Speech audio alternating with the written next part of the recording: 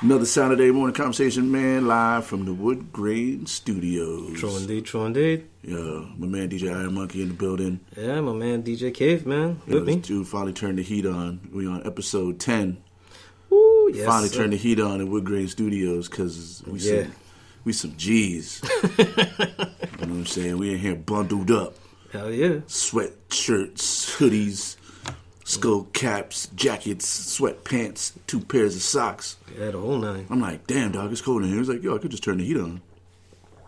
Yeah. Like, We've been here 10 weeks, dog. Well, no, because it's the first of the month. It's the first of the month. Wake up. Shout out to Bone Thugs. In Harmony. Midwest Stand Up. Yeah, Cleveland. Supposedly they rock. Label out. Yep. Yo, first of the month. You know what that means? It means the supermarkets is about to be packed today. Oh, yep. All over the world. If you had to go shopping today, go tomorrow. You know what I'm saying? Better yet, wait till Tuesday. That's where you see people putting themselves on blast. Mm-hmm. Stamps for sale. Oh, yeah, that number one. Or who got stamps for sale? Number two. You know, and then you got the people trying to think that they can get twice as much for some, like... You know what? They don't even be giving you good numbers on them. Yeah, you know what? I try not to get into that whole game of things because, number one, like...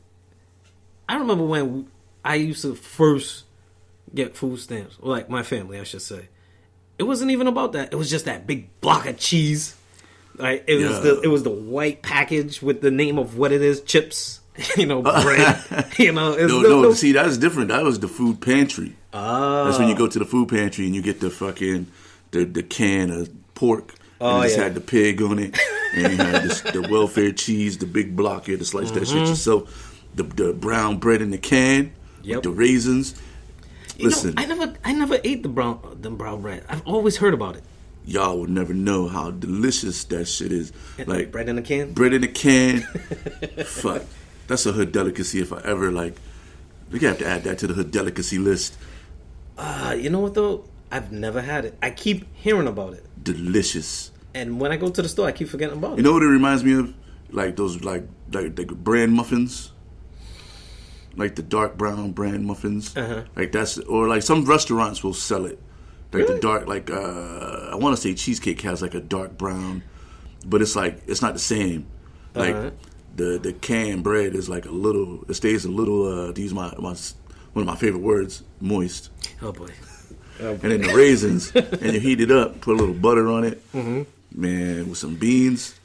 All right, you see, and I think that's one of the difference with me being a first generation American in our family, where my mother and father's from Trinidad. So Kool-Aid in the house wasn't really a thing for us. We had Cyril, we had Morby, we had Seymour's. We had different things to drink. Nasty ass Goya shit. Well, Goya was just that malt. Oh, hell yeah, that shit is good. Yeah, all right. Yeah, Goya or Boya. # label up. That shit is disgusting. But, unless they want to give us money to sponsor the show, that shit is delicious. I like Goya, so Goya or Boya. Label up. No, but it's like I didn't really have a lot of things that quote unquote the typical black people had in their household. So it was like bread in a can. It was like, no, we didn't have bread in the can. My mother was making bake so that way we could have bacon saltfish in the morning, or like she'll make smoked herring and bake, or just cut the bacon and put some butter and some cheese in it. Like that was our shit, but. Bread in a can. It was like, my mother was like, nah, I'll spend that money on something else. Or, you know what? Let me get another thing of cheese rather than that bread. Because I'll make my own bread. So, I can dig it. Yeah, nah, we used to have that shit. I mean, my mom's, she was good though about like certain shit had to always be labeled out. You know what I mean? Like it was always Miracle Whip. It was never mayonnaise. Mayo. Where they didn't want to pay for the extra lettuce. Yeah, nah, it was never. It was never like generic peanut butter in the house. Oh, it was always Jif. It wasn't or Jeff. Skippy. Yeah, nah, it was. Get Jeff peanut butter. and like I don't remember ever having like the generic cereal, like the bag cereal. You know what I'm saying? Like that shit was never a thing neither. Like fruit circles. Yeah, like with the cereal in a bag. Like all the cereal came in a box. Like it was. I mean, it was like basic cereal, Kicks. All right. Cornflakes, Cheerios. Raisin Bran? Nah, that was too fancy. Nah. We had the straight plain cereal. Oh, just one element? Yeah. It's not cereal and fruit? If we got what's that shit? Frankenberries sometimes, but we had to beg for that shit. And it had to be on sale. And she had to have a coupon for that shit. You know what I'm saying? And they was doing double coupons. Double coupon. But then she would monitor the bowls. You know what I mean? I'm growing up as a young man and shit. You know, you reach that certain age, 13, 14, 15. You just eating everything in the fucking house anyway. Oh, it's back when you didn't pour the bowl of cereal. She would pour it for you and give it to you. Here's your bowl of cereal. Here's your bowl. There's no extra pouring. Don't be fucking drinking all my milk. Yep. You don't pay for shit in here. I'm pouring the milk. That was my favorite. That's one of my mother's favorite. What's that? I feel like as a parent, I'm going to use that shit. What's that? You don't pay for shit in here. Mm-hmm. None of this shit is yours. My mom was notorious for saying that shit. Or how many of these bills got your name on them? Oh, none? Shit. Turn my fucking lights off. You know what I mean? Shout out to my mother. You know what I'm saying? Oh, yeah. Shout out to moms. Yeah, Mom Dukes. Mom Dukes. Yeah, man. She let me off the hook this morning. I was supposed to get up early and take her to go to pick up a rental car. Mm-hmm. Come on. But she called me and was like, "You don't have to bring me. My friend's going to bring me." I was already up, though. I was on my way. I was about to get dressed to leave the house, and she called me and let me off the hook, and I laid back down. The shade mom guilt kind of thing. Yeah, I was already dressed. I was just handling my morning business, and I was about to be on my way. It was 8:15. She was like, "Nah, I'm good." Yeah, my mother does that to me a lot. She'll go, "No, that's okay. You don't have to do it, but next time you need something, just give me a call. I'll be here for you." Damn it, man. Make me feel bad. Damn, I was doing it, but one of the other lessons I learned from my mom is that you don't beg people to take your services. You know what I'm saying? Yeah, that's true. Mom, you sure? No, I'm good. Mm-hmm. All right, you sure? Mm-hmm. Oh, yeah, I'm good. That's usually what I give other people. I give them 2 times. Mm-hmm. But, it's Mom, so I got to give it the 3rd time. Mom, I'll come. I'm on my way. Mm-hmm. I'm about to leave. Yeah. No. I got it. No. I'm good.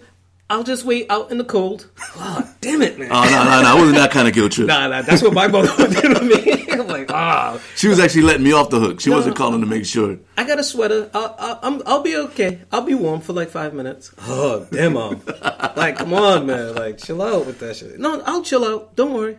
It was pretty cold outside for me to chill. Damn it. She's great with that kind of backhand shady stuff, man. All parents. Oh my goodness. With the super guilt trips and shit. Mm-hmm. Although my mother's not really a guilt trip. She'll just be like, "Yo, you're not gonna do this shit for me?" Yeah. Yeah. Oh yeah. That's what you're doing? That's what you're gonna do? You're just gonna be busy? Okay, be busy. Or my mom will call. She'll be like, she won't even now. She just texts us. So we'll get it. Me and my sister will get the group text. Your mother would like a television for Christmas. Just throwing it out there. I'm gonna just put it out there and see who. And I'm gonna put it out there because I already told her I got it in stupid TV. She thinks she's gonna fit this 45-inch television in this little small space. So we had a discussion. Wait, did you just say you got a stupid TV? Well, it's a smart TV. Oh, okay. It's LED, it's HD, all that. It's a nice TV. I thought it was one of those tube TVs, the one with the actual back to it. So I was like, "Mom, we got to get a smaller TV for the space where you want the TV." Mm-hmm. All right, cool. We agreed on the size. Mm-hmm. Go to the store, find it. Mm-hmm. It's on sale, Black Friday. Pre-Black Friday. You didn't have to trip nobody? I didn't have to body slam nobody. I didn't have to use the jujitsu on nobody. Everything went smooth. The ankle sweep. I done had the TV now in my possession for a week. Mm-hmm. I'm like, boom, got Mom's out the way. Mm-hmm. I can focus on the rest of my gifts. Yep. Thursday, my mother was like, "I know what TV I want." Oh. Now I got to tell my mother I bought her TV because if I don't tell her that I bought her a TV, she's going to go out and buy the TV that she wants and then be mad that it don't fit in the space that she has. Well, you know something? If she's listening right now, you're basically spilling the beans on her. I already told her. Oh, you already told her. That's why I'm telling the story. Okay. I was trying to save you. Okay. No, I already told her. Because my mother is notorious for going out to just buy shit she wants. Yeah. She just will go buy that. She'll be like, she'll ask us. Mm-hmm. And then if it doesn't materialize quick enough, Or if she doesn't really catch any flyers or anything like that. Like, oh yeah, Ma, like, I'm gonna get that TV for you. And she, you know, when you see a good sale, you just gotta take advantage of that shit. Mm-hmm. You know, and shit, like so many times I've had like shit on layaway. Mm-hmm. You know, because I'm young and broke, trying to get it paid off, and then I'll go buy the house, and the exact thing I have over here, waiting for my mother for Christmas, is already in her house. Something that you already put 4 payments into. Yeah, I'm like, God. And got 2 more left. I'm like, damn. And then she already got it. Damn. You know, a couple times I had the gift wrapped.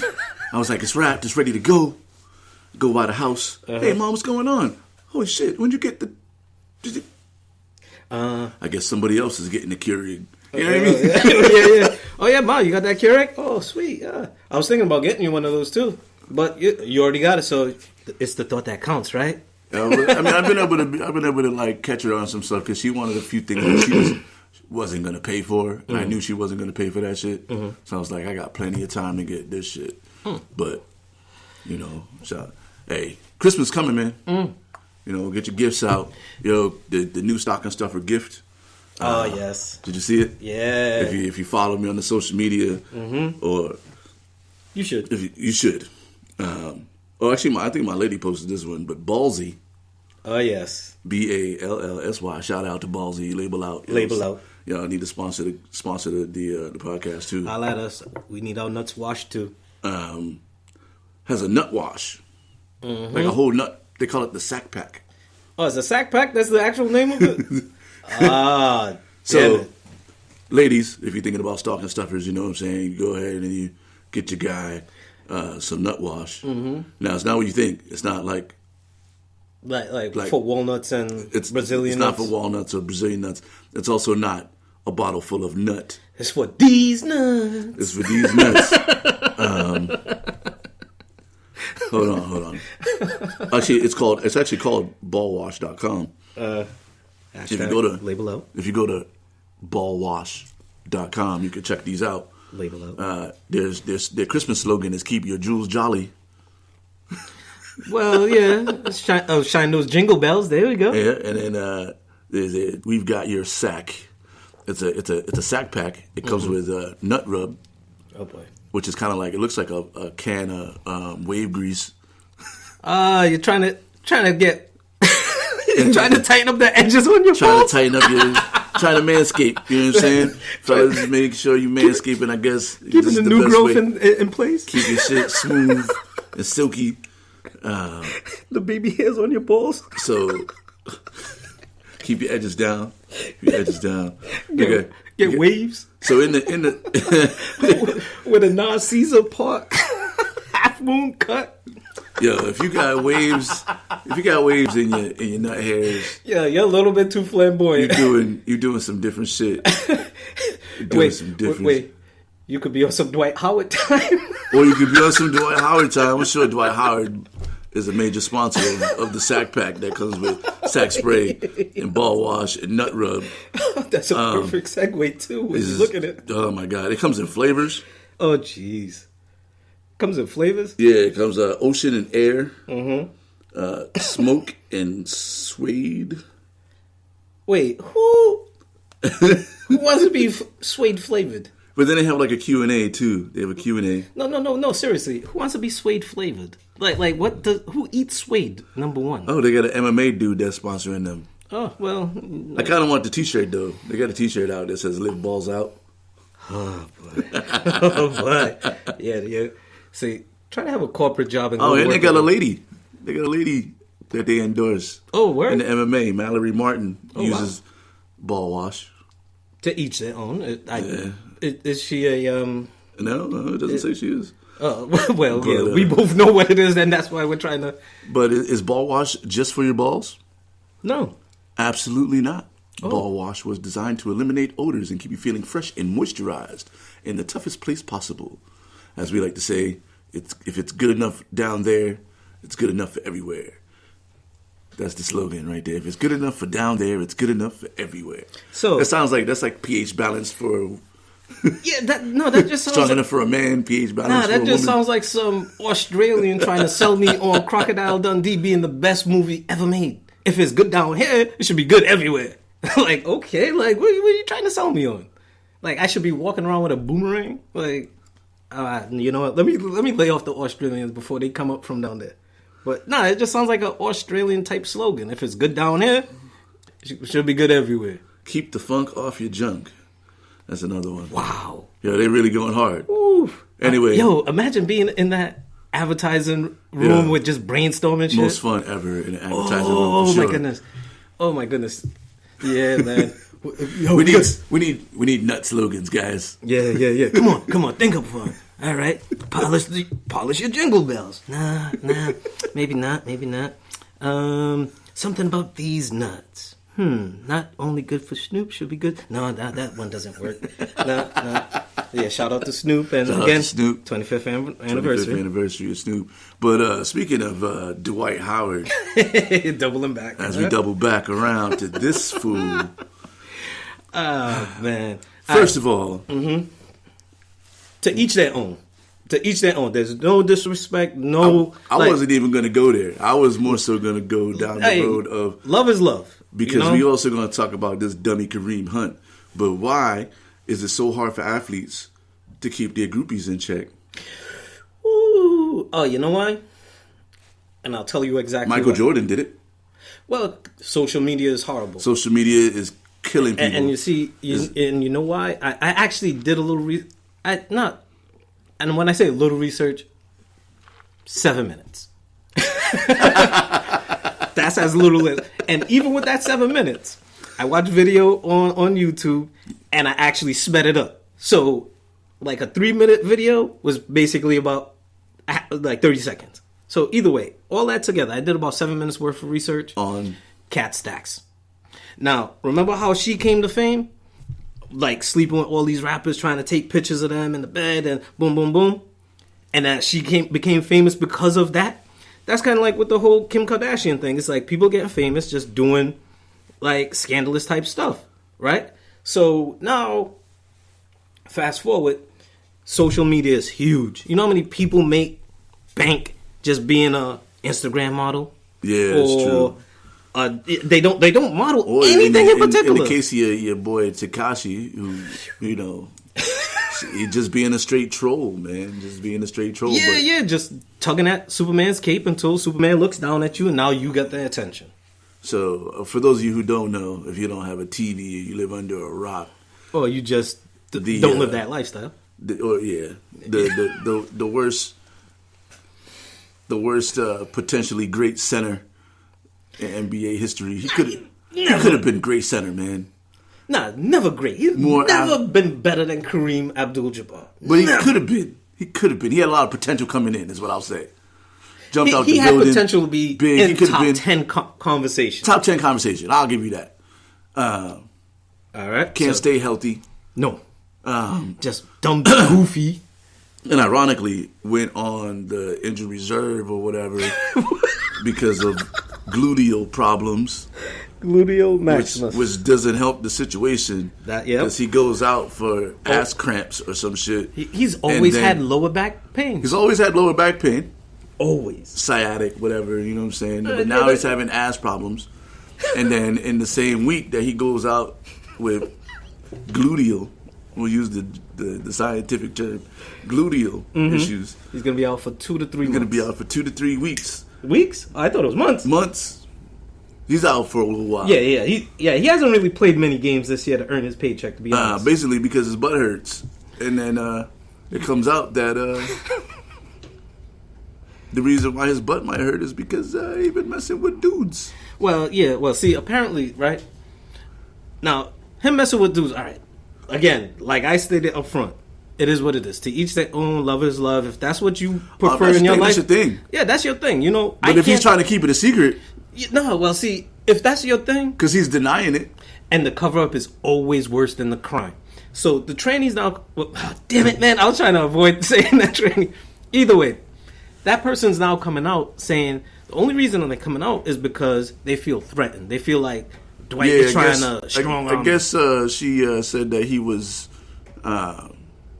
trying to deny that shit or did something to her or threatened her. Nah, what it was is, and I didn't really read the whole article. I just part of that 7-minute research was I read that the pastor was trying to. His pastor, the pastor, Dwight Howard's that's right. Pastor, there was a pastor involved. Dwight Howard's pastor was trying to strong arm that person, like, oh, you need to do this, and then that person started getting threatening calls, and like they felt threatened for their life that they wasn't going to sign the NDA. Now that's one of the things that people used to do way back in the day was sign an NDA, listen, and there was no social media. If you take advantage of the Derek Jeter approach. Oh yeah, shout out to Derek Jeter. Yeah, oh University of Michigan. Captain, my captain. Let's go Yankees. The light skinned Jesus. King of the dude used to give. There's stories floating around that Derek Jeter used to give all the ladies that came by the crib like a Derek Jeter prize bag, like a gift basket. Get little gift baskets. How Derek Jeter never get in no scandals playing baseball in New York? Supposedly like a wild George Clooney-esque type playboy. Because he used to treat him like a lady. Because he had him signing NDAs. That's it. And he used to treat him good. He's still doing it in Miami. He won't even let the reporters. He's married now. No, I'm saying he won't even let the reporters bring their phones into the meetings and shit. You know what I mean? Like, you got to stay on that kind of time. If you're going to be out there doing wild shit, you got to keep your wild shit on the low. And the only way to really do that is to have people you have to legally, have boundaries. You know what I mean? Like, listen, you're going to come by, you're going to sign this paper. Oh, we ain't going to do shit. You can get the fuck out. Yeah, just like that. Remember that Dave Chappelle skit where he was in bed with the girl and he made her sign that contract? Yeah. That's basically what it is. Hey. Like, look, we're entering into an agreement here that what we're doing is both, acceptable. There's no me taking advantage of you. Right. There's none of this foolishness, right? Yeah, it might put a damper on everything, but you know what? I need to cover my ass. And if you don't like it, next. And also, I don't want serving number 2. I don't want the world to know that I'm doing weird butt stuff. Sign this piece of paper. You know what I'm saying? Like, that's all he had to do. But I guess she wouldn't sign it. And so they threatened her, like, you better sign this shit. We know where you live. But what he should have done was just not done the butt stuff with her. And then she would have no grounds to stand on. You know what the other thing was? And I totally forgot because, again. And now, conveniently, she waits for him to go out with. This is another twist in that little story. That person got upset because they found out that Dwight was a part, and this is where it gets even deeper. This is where the plot thickens. He was fucking with Russell Westbrook on the side. No. Russell, that's my dude. I'm not even gonna put him out there. Hell no. That's my dude. Like, no, but all that aside, though, found out that Dwight was cheating on that person with another guy, Russell Westbrook. But I'm gonna let you say that. I'm not saying that, but it was another person. But that other person was also running a sex ring. A-Rod, possibly. So I didn't say that. That's all you. But they was running a sex ring, and Dwight was a part of that sex ring. I have this. So they did. So they felt like, you know what? Number 1, you're threatening me. Number 2, you're cheating on me, and you're out there all wild. I thought I was the only one. So you know what? I'm gonna air you out, and I could potentially make more money airing you out and ruining your career and basically springboarding me to other things, then what I can take on this NDA. So again, with the whole Cat Stacks thing, it's like, all right, I'm going to take this and I'll parlay it into something bigger. Because really and truly, I bet you she's probably still... and this is where I started to end my research. I guess she's in some kind of beef with some other woman out there because she was sleeping with Tekashi 6ix9ine and taking pictures with him in the bed and all this kind of stuff. Cat Stacks. That's when I was like, you know what? I'm getting a little bit too deep in this pool. I need to get out. I'm good. Well, I didn't want to get into that whole thing. That's not my life. I don't live that shit. It's not about that life. I have an interesting conspiracy about a select group of athletes. I think they're all in like a sex ring when they're all just like dating and banging each other. A-Rod and Mike Piazza used to be my huge like. Jesus Christ! Why they both got to be New York players? I'm just saying. And Michael Westbrook, Ezekiel Elliott. Oh boy, I'm gonna let you put out all these names. Listen, all I'm saying is you want all the smoke. All I'm saying is dudes is doing a lot of questionable shit. To each their own. Hey, do what you do. I'm just saying, don't hide it. Don't try to pretend like it's not something that it is. Well, you know what, though? It has to get to a point where it's not really about your sexuality. It's really about you as a person, right? Yeah. Because it's like, I'm not coming out saying, you know what? To all the guys out there, I hate to disappoint you, but I'm a heterosexual. I love women. Like, I'm not having a press conference about me being straight. Like, no doubt. Why do you need to have a press conference about you being gay? Like, I really don't care about that. Like, if you want to be an asshole, do that behind closed doors. Don't do that shit with me. Like, that's just your personal shit. You know, be an asshole behind closed doors. Well, I'll say I'll just call him soft. Then these dudes are soft. Yeah, but you figured Dwight Howard would be a better rim protector than that. Yes. Off the pick and roll. He's taking it to the hole. He's trying. Oh man. Yeah, there's so many ways you could go with that, but you see, like, those type of jokes right now are offensive. So that's why those jokes aren't funny. I'm just letting you know, joke. They're problematic. But you see, this is one of those kind of comedy stylings that I like to do personally. It's just comedy. No, but you see, I will let you know those type of jokes aren't funny anymore. You're not supposed to laugh at that. Those type of jokes. While you laugh. While you're laughing at it. Like, yo, calm down. You're laughing a little bit too hard. You're going to get called into the HR department. Like, but is it really mean if it's true? Well, it's jokes. And like, if I'm like, oh, Dwight Howard, you're taking it in the booty. You're a terrible rim protector. It's true. Because he just went out with some ass cramps. Yeah. Like, you know what I mean? Like, what was you doing, bro? Like, yeah, you know, I'm speaking the truth. It's just the way that I'm saying the facts. You're supposed to use a smaller dildo or whatever. Look, Jesus Christ, you're getting into the actual process of it. I don't want to visualize none of that. That's for the ladies. Oh, well, okay. All right. You know what I'm saying? You got to keep the show, well-rounded. Oh, Lord have mercy. But moving on. Yeah. Moving on to each his own, and you know what? Other athletic dummies. Kareem Hunt. Kareem Hunt. Now, the problem stupid motherfucker. The problem I have with it, though, is that it's now coming out about all of this after me needing to win my fantasy game last week.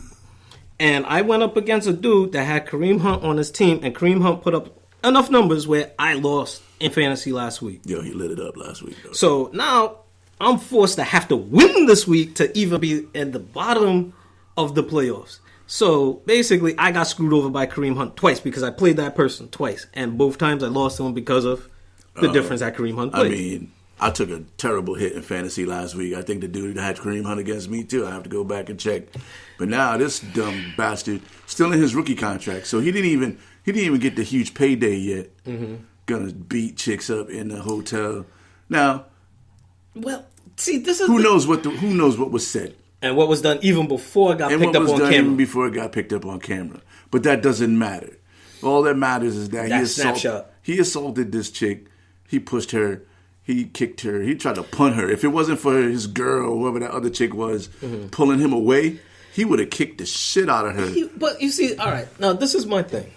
And this is where it comes off as if, I'm not insensitive to that type of situation. Now, number one, the kick wasn't really that bad. Because he was getting pulled away. Because he was getting pulled away. So he kicked. The kick was hard. Like, he had some intent with the kick. Yeah. You know what I'm saying? But and it doesn't even matter what was said before. Like, he got to be smarter. Like, the NFL goes through all this, and pro sports in general, they go through all of these, like, they put all these rookies through all these trainings. And there's all these resources for these guys to fucking stay out of trouble. And, like, they still think they're fucking unstoppable. And so they go out and they do stupid shit, and then they lose their millions of dollars. And it's not like baseball, where your contract is guaranteed. Yep. Whether you fucking fall down a flight of stairs or go to jail or whatever, they still got to fucking pay you. You know what I'm saying? Unless they have little stipulations in the contract. Unless you sign that guarantee part of the contract. NFL contract, most of them have all these, like, I can cut you and I don't have to pay you. They can cut you and I have to pay you, but then they also can stop your guaranteed money for like a whole list of stipulations, like coming in overweight and like not being a good person and getting like, and now with getting X amount of penalties and Goodell's like, yo, you get arrested, you're out. Like they don't even care if you get convicted or not convicted. Like the only person that gets suspended or banned from the league and come back and make a team that I can remember is Michael Vick. Yeah. Yep. You know what I'm saying? No. He was out the league. He went to jail. He was banned. He went to jail. He was banned. And he got reinstated by the league. No, but there was a couple of other players that got suspended. Ray Lewis was the other one. Yeah. Everybody else, but those guys were under the old regime. No, because there was Greg Hardy for the Cowboys. Oh, yep, Greg Hardy and Josh Gordon too, right? Yep.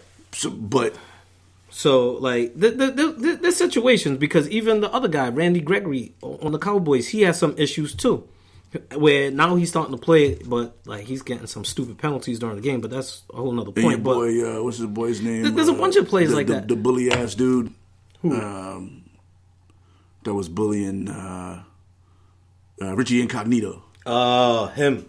Yeah, he got a second chance too, but he ended up getting bounced out the league recently. But my immediate conspiracy theory is that this is a Bill Belichick power move because the Chiefs are too good in the AFC, and they already know that they could whoop up on Pittsburgh because somehow they just got Pittsburgh's number. Yeah, I don't need to hear about that too much. I hear that enough at work. I'm just saying. I hear enough of that shit at work.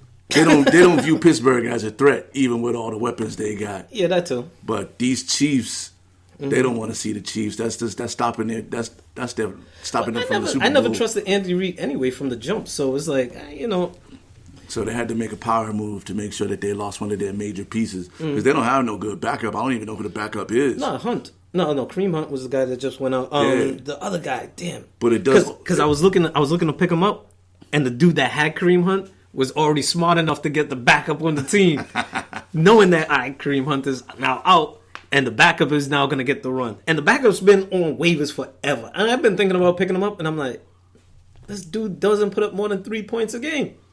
But now here he comes. I bet you he puts up at least 15. It also sets up the ill trade next season for Le'Veon. Nah, I don't think Kansas City is going to trade for Le'Veon. No, see, there's no trade for Le'Veon. What's going to happen is with this dude, I don't understand what the Steelers really because they can't franchise him again unless they pay him quarterback money, basically. Yeah, they're going to have to pay him at least like 30-something. Yeah, so they got to let him go. Yeah, and he's going to be just out there as a free agent. But see, this is the thing. I don't think they could. Need a running back. I don't think they can. Well, they can. They actually can because they have all their stars. No, because I don't think you could franchise somebody more than 3 years. You can't. So, and then technically this year he didn't get this year's service. But again, I don't know what my Steelers did to him for him to just totally be like that. All that aside, they can't really trade him. Another team can make an offer to him, and then if they sign him, then they have to give up some picks to the Steelers, and the Steelers get some picks. Either way, Kansas City has the cap space because they're all I think Le'Veon will probably be better with Green Bay. I mean, you don't want to see that. Nobody wants to see that. You don't want to see that. I'd rather see him in Detroit personally myself, but because I was thinking that but too. Kerryon Johnson is a beast, so we really don't need a running back as long as this guy can stay healthy. Yeah. But I'm just saying the power move when you think about teams that like. But if you get Le'Veon, you could put him in the slot too. Yeah. Because he wants the problem was that he wanted top running back money and top second receiver money. So he wanted 2 paychecks. Yeah. And the Steelers were like, wait, we already have Juju as our second receiver. We already have Connor as your backup. We already drafted another guy as your backup. And we're not even talking about Antonio Brown and the other wide receiver that we just drafted. So all that aside, you want to get top number 2 receiver money on top of, and we're willing to give you plus extra $2 million top running back money. And actually, that would be like that's just fucking absurd. But he performs like that. And see, that's why I think for your team that would work. Some team for the Lions that would work. If I was a GM, you could put him in the slot. I'd be like, yo, Le'Veon, why don't you just come and just play in the slot? Because we got a running back already. We need a slot receiver. It'll preserve your career. You'll be able to play more years. Could you play split backs with them too? Yeah. And that's what I would do. Bring back the wishbone. And have them just oh shit, damn. Bring back the wishbone. But what I'm saying about Kansas City is all their stars are on rookie contracts. Except for their tight end. Kelsey. Which I think he might be in the last year, his rookie contract. I don't know. I know he's gonna get big money, but when you got all your stars on rookie contracts, it's like the Rams went out and was able to pay all these guys right now because all their stars are on rookie contracts. Yeah, golf. So they're not spending any real money. So next they got at least another year or two where they're not gonna have to really damage their cap. So let me see. So they can really chase it. But I also was like, you know what? Knowing Le'Veon, he might just chase the money and end up with Miami or with the Jets. like some obscure It would be team. so terrible. But he's gonna get his money. He ends up on. He's gonna get his money. He ends up playing in like Tampa Bay. Yeah, nah. But you see, if he goes to the Jets, number one, he's gonna be in New York, big market for him. Number one, number two, he gets to wear the green and white again from Michigan State. So if that's his thing, he could do that, and he'll get his money. So if that's what he wants, cool. We wish you the best. Go about your business. He's gonna end up somewhere obscure, like the Cleveland Browns or some shit, chasing that check. You need to chase the rings. I feel the same way about Aaron Rodgers. Like Aaron Rodgers, like Carmelo Anthony just chasing money. Yeah, like Aaron Rodgers is like, yeah, fuck y'all, give me my money. He got one. I guess that's all he needs. Now he's just trying to set himself up. Yeah, and because he's just trying to put up his numbers, and wait out his time. NFL money is not guaranteed. These guys are going after all the money they can get because they don't know how long they're going to play. Yep. So I can dig it. That's why you see baseball guys, they're usually like, you know what? I'm going to be easy because I know my money is guaranteed regardless. A lot of times with baseball, even if they trade me, the other team got to pay me. You know what I mean? Yeah. Fucking Bobby Bonilla's still getting checks. Oh, shit, from the Mets. Oh, Lord. Here we go again with the New York teams. Oh, shit, damn, Bobby. A-Rod still getting checks. Oh, Lord. Oh, God damn it. You know what I mean? These guys, they sign these big contracts. They still getting checks. They're not even playing anymore. Bobby Bonilla, I swear this dude is still going to make $1 million until 2032 from the Mets. Like, that is still by far one of the best contracts I've ever seen. But here's the thing. Is he also getting a Major League Baseball pension? Yeah. So, this dude... He's straight, like, triple dipping. Yeah. Because he got to be almost ready for his, like, AARP and all that shit. I wouldn't be surprised if he's getting, like, a retirement check. He's getting a pension. He's probably on Medicaid. Knowing Bobby Bonilla's personality, being a Mets fan, and the way that he used to come across, even before that when he was playing with Pittsburgh with Barry Bonds, like, he just had a certain way about him. That's why I liked when the Mets had him on the team. Bobby Bonilla just has this way about himself where I won't be surprised if this dude is part of the heavy weed game right now. Like, he might not be fucking with the coke because he's smart enough to be like, you know what? Weed is legal in a lot of states, so you know what? He probably got a dispensary in Colorado or some shit. My goodness, listen. And you know what? He's probably the silent partner where, you know what? I'm going to just make money and people don't even have to know it's me. He's the dude that's in the strip club every day. Yeah, and nobody knows what he does. Yeah. You're like, yo, what does this dude do? You're like, oh, I don't even know. I think he works in real estate or something. I guess they make shit up. Yeah. Is that his office? You got a laptop there, just sitting there, just chilling, watching Netflix? Like, we got a few of those guys, man. I remember when I first started in the business, there was a dude who used to come in every day. Every day. Like, every day. And he would be in the club all day. And he would drink at the bar. Strip club prices now. Damn. All day. And buy chicks drinks. All day. This dude easily spent $7,000 a week in the strip club. Nobody knew what he did. Like, bro, how do you have this? Like, retirement money is not that good. Yeah. You know what I'm saying? Or you coming in and spending cake. Every day. Every day. Wait, 7 days a week? Every day. Like 7 days. Damn, was the Salisbury steak good in the strip club? He was like punching in with us. Like, he would show up like for 12:30 and just sit at the bar. How long would he stay? All day. Was he homeless? No, but he had money. He had money. No. Imagine if dude sold his house and he was really homeless. No, but he had different clothes on. Yeah, he would come in a different outfit. He would just sit at the bar and just entertain. I'm trying to think, like, all right, he must have a locker.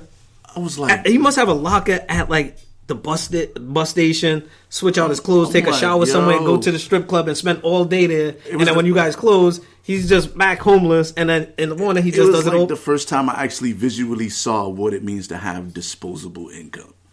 You know, there's a few dudes that are right now in the clubs that I see regularly. Like, whenever I'm in the club, they're in the club. Whenever I'm there working, they're there working. If I'm in there with my lady on the weekend, they're there with just doing. And I'm like, yo, how much money? First of all, however you spend your money is none of my fucking business. Yo, that's like spooky though. It's like, yo, damn, am I really being tailed by somebody? Like, am I smoking this much weed? He's just always, some dudes just always post it up, man. Like, and I'm like, not like I'm gonna go to the club and have a drink every day. I'm gonna have a couple drinks. I might like, flirt with some chicks, but I'm not getting dances every day. I'm not spending wild money. You know what I'm saying? Like, back in the day, right? But these dudes is coming in and spending cake, like money, like drinking for hours and hours. Wait. So when you say money, it's if you say $200, be like, no, that's the first 3 hours, dude. No, that's not money. Nah. So when you talking money, you talking at least $1,000, give or take. Okay. All right. Give or take. Every day. Minimum 5. Just on drinks alone, like $200-$300. They get dances? Some of them do. Some of them don't. Or they go upstairs. We got an upstairs in our club. Oh, wait, you got to pay a membership for that, too. We got a private club with the membership and all that. So you spend at least I've seen guys come in and spend a rack every time they walk into the building. You know what? Because of my active mind and because I watch a lot of shows and I like to write a lot, I would say that it sounds like they're laundering money through the place, but that's none of my business. So hey, I don't know what's happening. That's the first thing I'm starting to think. Like, yo, I'm spending all this money. Number one, I'm paying for a membership to be here, and that's boom per month. But right? all these every day I'm here. I'm here from 7 a.m. to 7. The real question is, what are these dudes doing? You know what? Because you might be asking a little bit too many questions right about now. When you mention it, they get, what does this guy do for work? And they just say real estate or consultant work. Now, some of them I know are real estate guys, and if you really pop into real estate, that consultant work is something that I've always loved. Or they're lawyers or whatever. You know what I mean? Like somebody where you just have like just a lot of money coming in, and no matter how much money you spend, you're going to replace that money like the same day. Like, because these guys just, like, if their budget is like, oh, you know what? I need to trick off, and I'm going to just do that shit every day. I'm going to spend $500-$600 a day, and I'm going to spend like $3,000 a week because I'm making $10,000 a week. So I'm going to spend $3,000 on strippers. Like, yeah, that's cool. It just baffles me that you would, but then it doesn't. Because then in the same breath, there's guys that go to like the regular bar, where the drinks is only like $5 compared to the 10, compared to the 10 or 12, and they spending the same money. Yeah, I guess. But comparatively, you know what I'm saying? Yeah, I see. They're going to like the regular neighborhood bar where the drinks is like $5, and they still having just minus titties and ass. They still drinking for 5 hours, 6 hours at a time, spending like $100-$200 at the bar, and then the guys that go to the strip club all day. And they spending like $500 to $1,000. Yeah, see, I can see the exchange where, all right, I go to this one club, the regular club, neighborhood bar. I pay $5 for my drink. I'm with the hope, and nobody can see the air quotes, but I'm with the hope that I'm gonna see some titties and ass, like people walking by with the jeans. This is back in the day. I'm not really on that time anymore. Like, I got a girl, I love her. I'm gonna leave it at, and I got kids, and I'm not trying to be that guy. So either way, all that aside. So I'm just saying, in this scenario, I'm with the potential. So now, go to the strip club, pay $10 for a drink. That extra $5 is guaranteeing I'm seeing titties and ass. Oh yeah, right. I'm guaranteed. So that extra $5, that extra exchange. Oh yeah. So, I used to explain that logic to people. It's like, listen. You're going to go to the bar, and depending on where you go, if you're not going to a neighborhood bar and you're going like downtown to the club or whatever, the drinks are the same price. Yeah. I'm just saying $5 just as a general comparison. Your Henny and Coke is $12 to $14 everywhere downtown. Yep. You know what I'm saying? Let's say $10 and then $2 tip. It's like $12 to $14. Oh yeah, Henny. Oh, yeah. Henny and Coke. That's one of them top shelf liquors. Either way, you're going to pay $10 to $15 no matter where you go. You know what I'm saying? Depending on what you're drinking, your drink, your shot of whatever is going to be between $10 and $15. You pick your own poison, no matter where you go. And I used to tell dudes like, yo, you could go to the regular club, but you're gonna have to talk to chicks. You know what I'm saying? Do some work, dance a little, buy some drinks. Got to be careful. Her ex-boyfriend might be watching. Hopefully he ain't got an ex in the building. You know what I'm saying? And then you might. And then if you got game, you might. Air quotes, might. Yeah, don't go with the expectation, because with this hashtag #MeToo movement, you're not expecting nothing. You might. You know, but even before that, you know what I mean? You might get some buns at the end. Might. You know what I mean? And you might even have to like double down at the end of the night and be like, yo, you want to come smoke this blunt? Or y'all want to come do these lines of coke? Or I got some Xanax. If that's your thing. Or y'all do, you know what I mean? You might have to double down with the drugs to get the chicks come back. For the after party. Unless you like be like, all right, we cool. All right, pause it. Until next time I see you in the club. Or I might see you Wednesday for lunch or whatever. Either way, you're spending like 3-4 weeks of work, maybe. Maybe, all right. You know what I'm saying? To get in them drugs. Just the potential of seeing. Just the potential. Just potential. You know what I'm saying? It's like imagine you go into the movies and it's the long game versus the short game. And you might see the movie. Mm-hmm. You're going to see all the trailers, but the movie might not play every time you go to the movie theater. That's what going to the regular club is like. But when you go to the strippy, you're going to spend the same money, right? Mm-hmm. Guaranteed to see some nakedness. All right. And these chicks, they're motivated to pretend to like you. So if you're feeling like, you know, you just want to work on your game, you're going to feel like the man while you're in there. Tell me how this line sounds. Yeah. And are your legs tight? Because it look like you've been running through my mind all day. They'll laugh at you. They'll laugh at your dad jokes and all that. Touching you on your leg and everything. You know that your money that you're spending can turn into exactly what you want it to be. Yeah, you're buying your fantasy. Depending on where you're at. Yeah. You know, like, it's like I'd like to see your titties, please. That'll be $1. Wipers. You know what I'm saying? You got the money? Yes, I do. You know, wipers. Look at those are the titties I've been waiting to see all day. Let me go throw a couple dollars on them. Yeah. And you really don't have to. Put them in my face. Right? If it's just about seeing the titties, you don't even got to go to the stage because she's naked for everybody. Right? But if you want to touch them, put them in your face, motorboat them, you know, that's only going to cost you a couple dollars on stage. Yeah. If you want to get up close and personal, it's going to cost you a couple more dollars, maybe the equivalent of 2 more drinks that you might have bought her at the bar anyway. So it's more like instant gratification for the same amount of money that you're spending. Yeah. Versus having to chase the other chick for 3 or 4 weeks and still might not. Again, it's the long game versus the short game. Like, what game are you trying to play? Like, you just trying to cut to the chase? But the short game is guaranteed. Yeah, you trying to cut to the chase, go to the strip club. If you're wanting to be like, all right, you know what? I like the whole process of it all. You know, I like to enjoy it. You know, it don't even matter if I get to see the titties or not. You know. Yeah. Meanwhile, you're playing the long game with her. She's playing the short game with another dude. Showing the titties. Like, damn. I was playing the long game the whole time. And she's showing the titties off to another dude. Damn. Yo, that's one of those worst feelings. Where did I go wrong? Yeah. Damn, she put me in the motherfucking friend zone. And he ain't spent no dough. Nope. He was just rolling. And you find out she's like, yeah, you know, I like thugs. Yeah, nah. He just had some Henny in a blunt. That's it, right? Damn, that's all it took. Meanwhile, I'm trying to buy this bitch some wine at the bar. You get cool with that dude at the bar one time. You're like, yo, Merlot versus White Zen. You just talking to him at the bar one day, and he's like, "Yo, this bitch some Henny." You're like, "Yo, you know, I smashed that right there, right?" You know what I'm saying? Oh, word? Yeah, man. I just told her to come by, smoke this blunt, and have this Henny. And it was on. Yeah, it was like, "Yo, you rolling? Niggas smoking blunts and brews." That's it. Word? That's all it took. And me trying to study the difference between White Zen versus Merlot. Like, what's this thing about Pinot Grigio? Pinot Gallo? Sometimes it's the shortest point.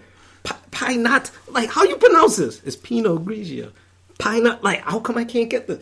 Like, yo, dude, just buy a Henny and have a blunt. That's it. Word? Damn. That's what's wrong with dating these days, though.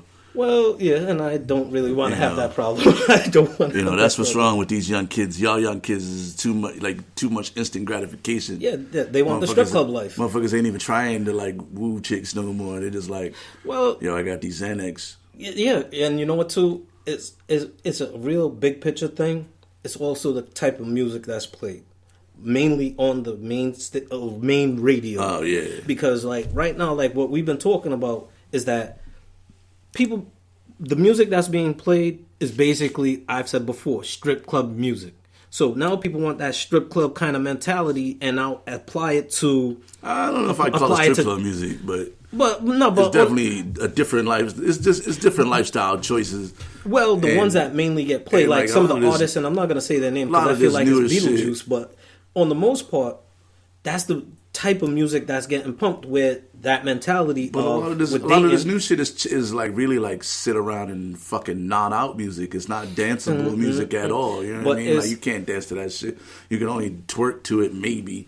But most of it is fucking so slow that you can't really play it at any club. No, but like it's lounge music. My thing is like, well, most of it is like in a sense of strip club mentality, right? Where again, the mentality, not really the vibe, but the mentality of, all right, it's the short game. Boom, talking to this chick, we doing drugs, we getting it on. Boom, that's it. There's no long game. Yo, what's your favorite color? Oh, what's your favorite flavor of ice cream? What the fuck I need to know all that for? It's like, yo, I'm getting the buns or what? No? Peace. That kind of thing where that mentality with the music that's being pumped on the radio on the most part, that's where a lot of the kids, because with artists like, and me and you talked about this offline, Black Thought. You think he's gonna get any of the songs that he just came out with played on the radio? If it's not like a urban station, it's not. Where it's like a urban / college station. Just as an aside, between Black Thought and Styles, both dropped two projects in the last like 3 months. But on the most part, hardest shit out right now. And even though I have kind of a hard time getting into Black Thought, this last one that he did, Volume 2 with Salam Remy, like what I've heard already, I've already told you how Salam Remy is one of those underrated producers that don't really get spoken about enough. But that actually made me feel a little bit Black Thought more, where I'm going to listen to more Black Thought. But I have to do the research on my own. You're not a Roots fan? I am. But it's like, I'm more into the music and the tone, like the band and everything. And then he plays his part with the vocals. But on the most part, is the big picture with the Roots. Him by himself, without the Roots, it's different for me. And that's the problem I kind of have. Man, I've been a fan of Black Thought since they did the Stretch and Bobbito shit. It was him, Common, and I think Pharoah Montra's on that freestyle, like they're all in the thing. Oh damn, what was that? It was on a sound bombing tape. Yeah. Oh shit. Hell yeah. Man, dude been a savage. You know what I mean? Mm-hmm. I don't care what nobody say. He the best rapper out of Philly. Okay, yeah, I'll give you that. Best rapper out of Philly. Okay. Because like, who else is there? Petey Crack. There's Beanie Siegels. Your boy Meek. Okay. The young kids will probably argue Meek right now. But Meek ain't fucking with Black Thought. Meek will tell you that Meek ain't fucking with Black Thought. Okay. I mean, I don't know that for sure. Well, but Meek is for the young guys. He got that kind of vibe. He's okay. He's okay to me. I'm not dissing him whatsoever. I'm not dissing him whatsoever. I kind of hate on the fact that he kind of took Ace Hood's whole vibe, style, everything. Oh yeah, damn, I forgot about Ace Hood. Like just straight jacked his whole vibe. Wow. But I like Meek's last album. You know what I'm saying? I bang it. It's good. The production is solid.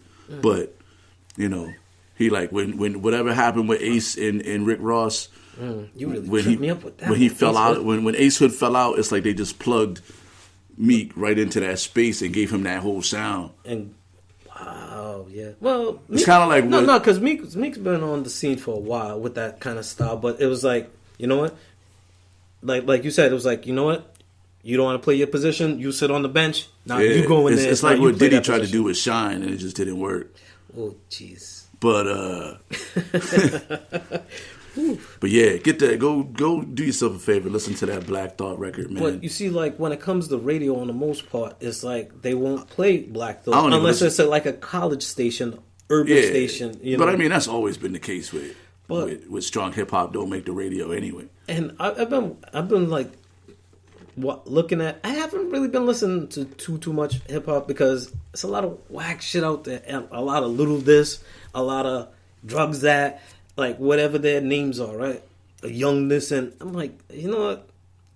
I feel now, I'm now starting to get a little bit old, where it's like, all right, you know what? I have to accept the fact that there were songs growing up. We had Pickin' Boogers. We had Treat 'Em Like a Prostitute. We had Bitch Better Have My Money. Right? Bitch Better Have My Money. Like AMG's like one hit. Wait, what we had? What's that song by NWA? No, My 6'4", by Eazy-E. Oh yeah. Damn. Right? We had like real explicit song, Put in Your Mouth and shit like that, but they weren't really getting played on the radio like that. I mean, Luke ain't never been on the radio, so. Yeah, well, if you're in Miami, maybe. No, Luke has never gotten any radio play. They went. It's just straight video, just black box, straight box, and like the sound just transcended the whole world. Like, because they wouldn't play it because it was too nasty. Remember they had that whole thing. Yeah. They were like burning their CDs in the streets and shit, and radio stopped playing them shit. So if it wasn't for like Davey D and dudes like that, Lefty, all the DJs around here playing that shit at the little fucking school parties, nobody would have known about. And see, face down, ass up. That's the way I like to. So Doo-doo Brown. They used to play that at our middle school dance. Like, yo, at our middle school dance. Yeah, I don't know what y'all was thinking. All y'all pioneer DJs playing Doo-doo Brown and shit at 8th grade parties. We wanna party. But see, the thing is, now that I think about it though, that's a terrible song to play. Yo, at a middle school dance. See, I've given that so much thought. This is one of the most hilarious things. We gotta get some of these old school, some of these pioneer DJs out here on the show, and we're gonna ask them what they was thinking about when they played Doo-doo Brown at 8th grade parties back in the day. was trying to high school homecomings, freshman year, trying to seduce our English teacher on the low. Like, yo, oh my God, yo, I just wanted to see her ass up. I just wanted to see her kind of twerk a little bit, but that's even before they had twerking. That was we had grinding.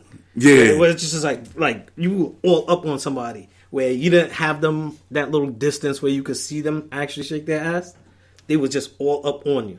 And then you had to have the little grind, or if he was a short guy like me, like you had to have one leg back and then have the girl grinding on the front leg, so that way you didn't keep getting pushed back. It's a whole thing.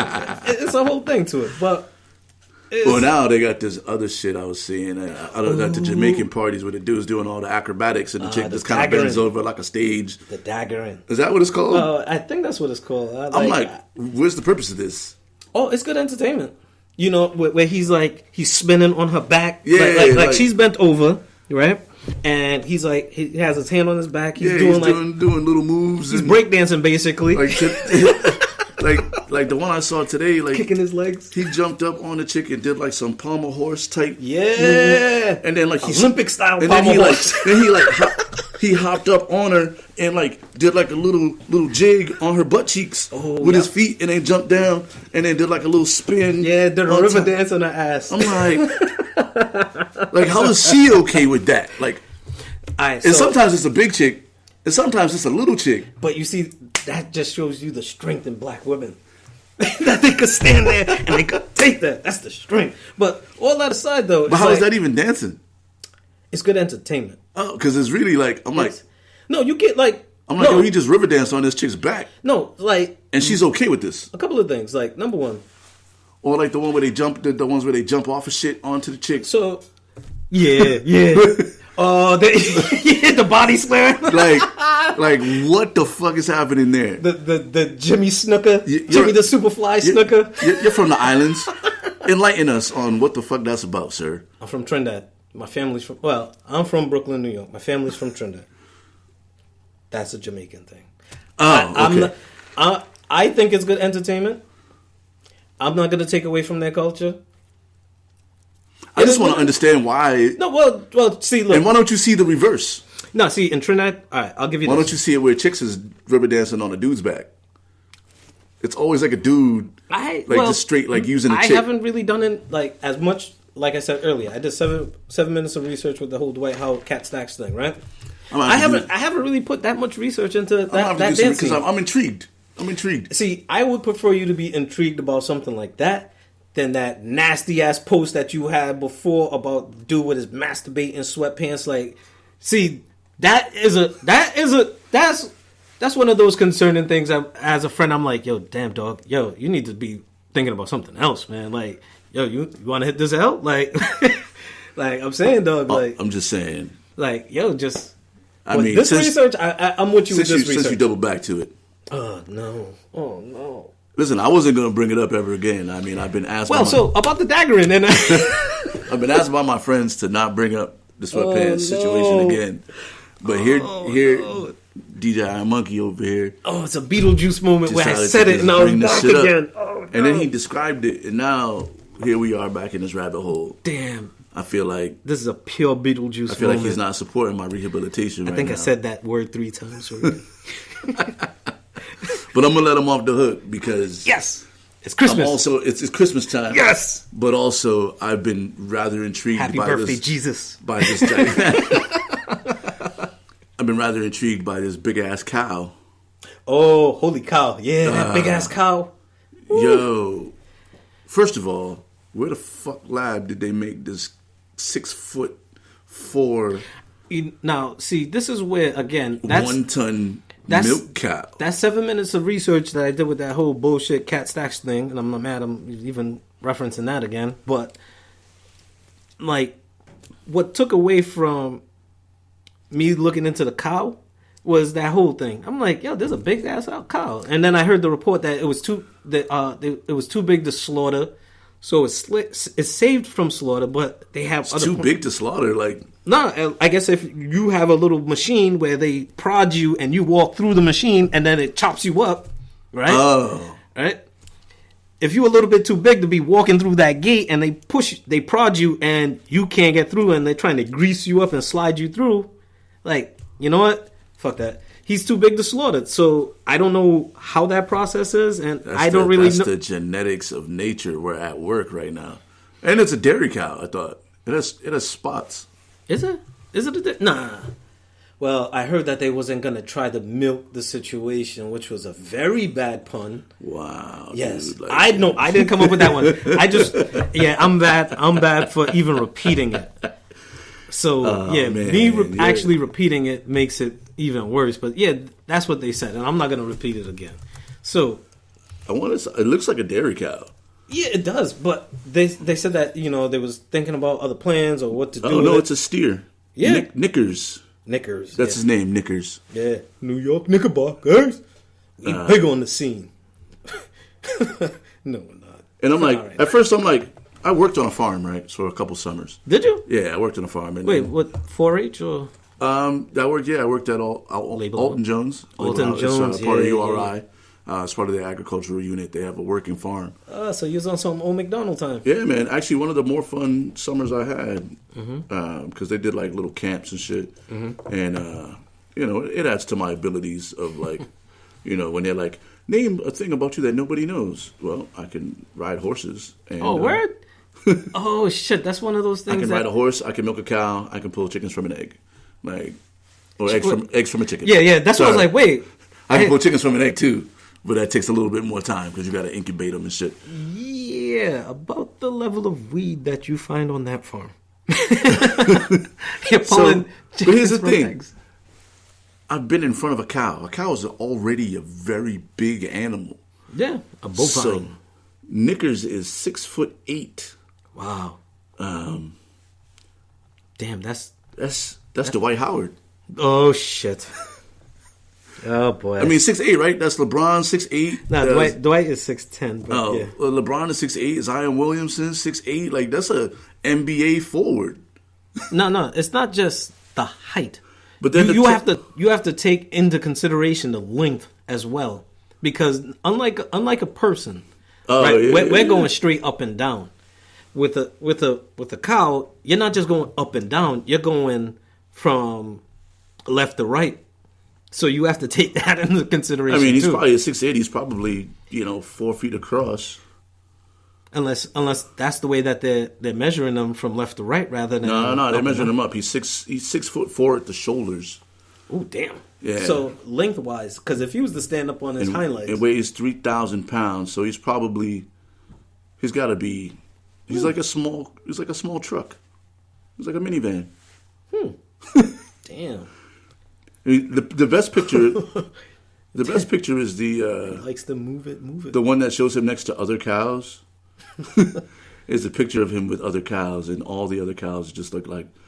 He looks like the big kid at an elementary school. Where you're like, yo, how's this kid in the 8th grade? Like, yo, imagine this cow. Like, imagine if in the cow world, like when humans aren't there anymore. Again, with me and my wild imagination, and me being a aspiring writer. When everybody's away, imagine if that cow's a big ass bully. Just a bully cow? Yeah, just walking around. Like when people are around, you just see him walking around. And he's just whispering in people's ear, smell my balls. You can smell that? You can smell that?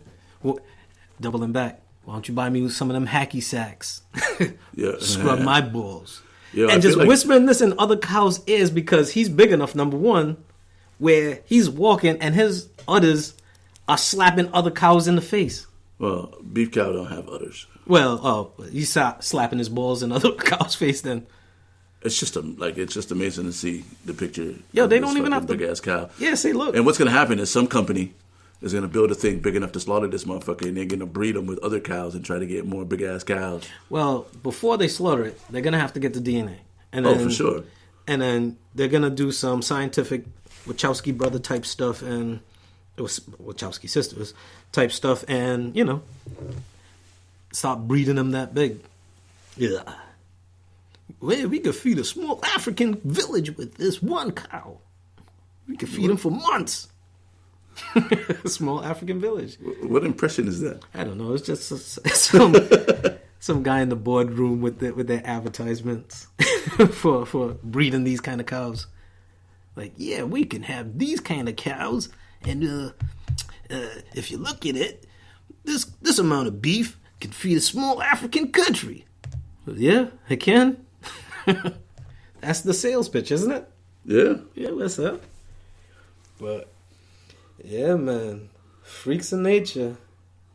But yeah, I don't know. No, there's always mutations though in every cells and what if he's like the Andre the Giant of cows and shit? Like this mad cool. Again, I haven't really done much research into the background of this cow, and like who's the cow's parents, and was it genetically right? Were they like little cow? Like were they like they call it like gigantus or whatever they call it when you're super big for no reason? Was they born big though? No, he was born just bigger. Like what do they call it? Because like if anything, that cow's not 1 year. That cow's not like 4 days old. Could you imagine? Right? Shit. I don't want to imagine. Imagine his mother. That's why I don't want to imagine. Jeez. The father's like, you know what? I quit. I want a divorce. Imagine if they put that cow like in a rodeo, like if it was like one of those like a bull. Imagine if it was like a bull though, and it was like all aggressive and fucking shitty attitudes. For the rodeo? Yeah. Damn. Yeah. You know how many people are gonna die? It's not just the fact that number one, it's gonna fling you off. It's number two, if it comes down and stomps on your chest, just like right, you're dead. Yeah, no level of padding is going to help you out. Hitting a rodeo. Oh yeah, because they wear the little rodeo vest just in case like a thing. You hit a rodeo clown with that shit. Oh my big ass cow. He's out of here. Yeah, that clown got permanent tears. That's one of those classic pictures. Speaking of like weird shit, I don't know if it's really weird, but what's that? And conspiracy theorists are probably having a field day with the fact that we landed some shit on Mars. Oh, did we? Yeah, we landed like a little dune buggy or something on Mars, and it's been sending pictures and shit. The pictures just look like, I don't know, like they're kind of cool, but they kind of also look like every movie about Mars that I've ever seen. So what do you expect them to see? I don't know, but I was for some reason like, how did they already know what Mars looked like in the movies? This is the first time we've sent anything to Mars. It's just imagination. You just imagine, all right. Oh, the second time. Well, if this is how... Because if you have images from the moon, right? And you have images of the moon facing towards Earth, right? You could be like, okay, well, let's change up And rather than be kind of grayish, let's make it reddish. And, let's just make it very simple. Let's cut out some of these crevices and craters and, let's make it a little sandy. Like, boom, we got Mars. But you don't have a reference point. Like, even with imagination, you have, like, a reference point of what... No, but they've had images. They've had images of what Mars would look like from a top-down view. So if you just kind of, in a sense, just flip it with your imagination, come on, that's easy. I don't know. Some of the pictures from the rover look like a Hollywood backdrop. Oh, like that movie with Matt Damon, The Martian? Yeah. It's like, yo, I don't know. I mean, it's kind of cool if it's real, but... yeah, real deal conspiracy theorists. We never landed on the moon, huh? I'm not saying we never landed on the moon. I'm just saying, like, there's room for... That. For that. Kind of fuckery. Because I don't remember ever seeing pictures of, like, Mars before. Mm. You know what I'm saying? But we know we've done all these movies about Mars, and magically Mars looks exactly like it did in the movies. So where did all those trillions of dollars go then? To the defense budget. So rather than actually building something that went to Mars, we were building something else. And what they did is they showed us a video, kind of like something that they could do in a stage set somewhere in Hollywood, right? Or somewhere in New Mexico, right? Yeah. And then sell it back to us as this is where all of those trillions of dollars have gone. Meanwhile, they're building a rocket ship to get them and the pop, No, I'm not going to say that we've never been to space. I mean, those rocket ships had to go somewhere. You know what I'm saying? Mm-hmm. But okay. It just there's room for error, and I'm not really on that conspiracy theory shit. But I like to just poke the bear a little bit. So if you spend trillions of dollars on something, and you have a slow leak of $1 billion, or let's say, $1 billion for a 20-year time frame, right? Nobody's gonna notice it as much because it's a part of the $1 trillion budget. But dude, we already know the government does wild shit anyway, and nobody knows about it. And that $1 billion was building a spaceship to get them off the Earth and leave us here. Damn. That's why I say, as an active mind writer, I think about sci-fi a lot. I try to write about sci-fi moments. But that's possible. You never know. I'm just saying, I wouldn't be surprised. That's all I'm saying. I wouldn't either. I wouldn't be surprised if it comes out that, like, those are actually pictures of, like, Arizona. Yeah. Or some shit. And see, one thing that I see that they're trying to double back on some of the news, and I don't know where I heard this recently, but how they're trying to say how violent video games doesn't result in violent action, which is true. One thing I've always said, it doesn't result in violent action. What it does is it desensitizes you to it. So us watching those movies about Mars and, they building a secret spaceship to leave Earth and leave us here, desensitizing us and be like, that's only movie shit. That's why you put it in movies, right? To try to cover it up. So now when it happens in real life, like, that shit ain't real. Nah, fuck that. It's true. Like, oh. I mean, who knows, man? I mean, the pictures are cool as shit. I can't. Like, they're cool. Yeah, but they just nice. Strangely, they look like too... Like, like, there's no trees on Mars. There's none of that other shit. And the atmospheric pressure and all that stuff, so there's not really any... But then there's one that shows, like, a little pond of water. Supposedly there's not supposed to be any water on Mars, but now there is. So now, all of a sudden, we're going to start going to Mars now? Like, I can already see, like, the Bonanza bus or the Southwest Airlines flight to Mars. Well, see, all right. To feed into that kind of conspiracy theory thinking, two things. One, recently, actually, no, I'm not even going to go with that one. I'm going to go further back. Remember when current president, I'm not going to say his name, current president was talking about... Donald Trump? Yeah, I'll let you say I'll say his name, man. He was talking about building a Space Force. Oh, Space Force? Yeah, right? To guard against the monsters. All I can think of is Space Jam. Nah, I know, right? But all I can think of when he said Space Force was, what was that movie? Which one? Starship Troopers? Starship Troopers. And we're recruiting, and you could kill bugs, zap them. That kind of bullshit. Yeah. But you see, right? That bullshit. Fast forward to kind of recently, and it wasn't really talked up too much in the news, but they have this object floating in space where they're like, is it alien? Now, mind you, part of your conspiracy kind of thinking is, all right, why would he say something about that? He has access to information that we don't, as the general population. Number two, this is something that they're putting out there, that they've been looking at this object as possibly alien nature, right? Kind of slowly orbiting in our galaxy, and they could easily be watching and listening in, right? From a safe distance, right? Now, fast forward even to more recent, where other countries are talking about having a colonization by 2030, right?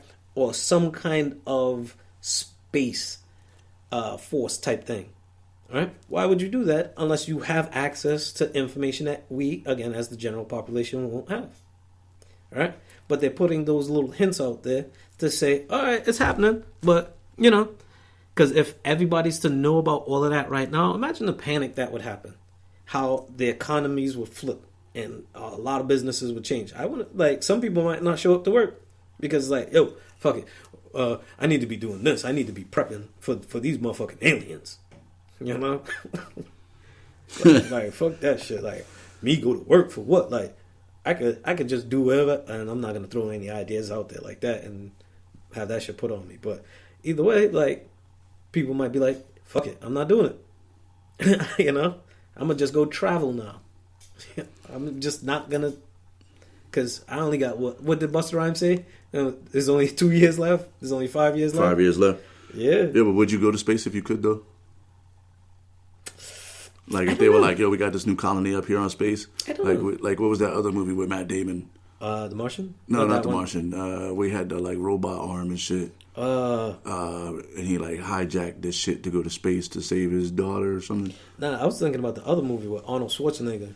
Terminator? Nah, the one where he was on Mars. And they had to have the air pumped in. Oh, the fucking Total Recall? Total Recall.